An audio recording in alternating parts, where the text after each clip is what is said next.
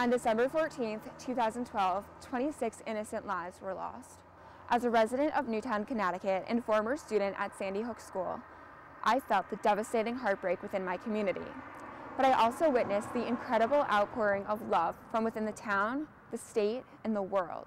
Though evil visited Newtown that day, in the following days, weeks, and months, love and hope prevailed through the inspiring actions of ordinary individuals. My name is Kevin Fitzgerald, and I am one of the founders of the Newtown Volunteer Task Force, a grassroots organization of Newtown residents. When this tragedy happened on December 14th, Kevin immediately got many emails about what can we do to help. I guess people must have Googled volunteers in Newtown and got a lot of phone calls and emails. He was on his laptop in my living room with our home phone on his ear. And so I said, get off my home phone, and you need a space to do this in. Resources and donations from all over the place just came very quickly into the program to help put it to work. Our primary task has been returning the thousands of calls and emails that came into our town in the first, say, week after the tragedy. I'm Chris Kelsey. A couple weeks ago I was the assessor here in town, and I've turned into the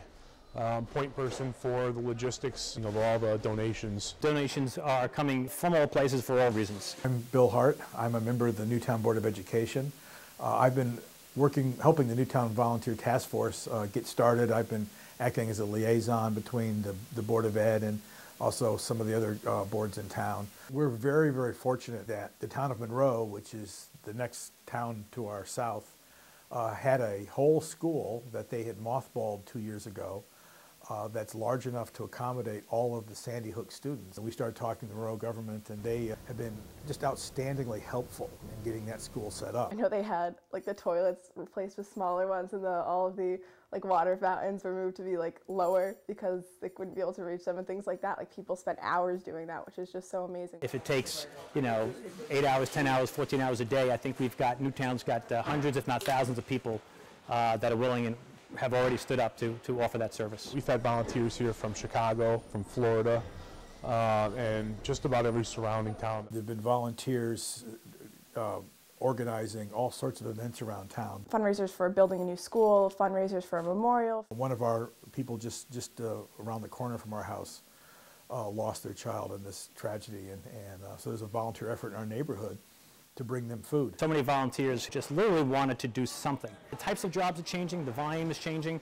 Haven't seen anything to slow down just yet. Could be a couple of months, but we're here for as long as it takes. Being so busy and so task-focused kept me from having to maybe deal with some of the sadness. It's definitely the effect that you're being able to feel like you have some sort of power to do something because it's a situation where you really are powerless. We found that the whole community, the whole world, needs to heal, and part of the way to heal has been basically inundating Newtown with offers of support and with physical gifts. People just driving to Newtown from wherever they are, parking their car and walking through the memorials. It's again a sign of how terrible this tragedy was and how it so deeply impacted so many people. You realize how many people came to pay their respects, which brings up all your emotions.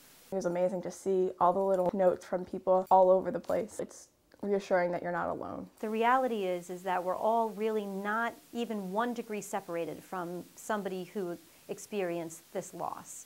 And I think when people realize that, you come together. The only thing we can do is show people that love is greater than evil and we can overcome together.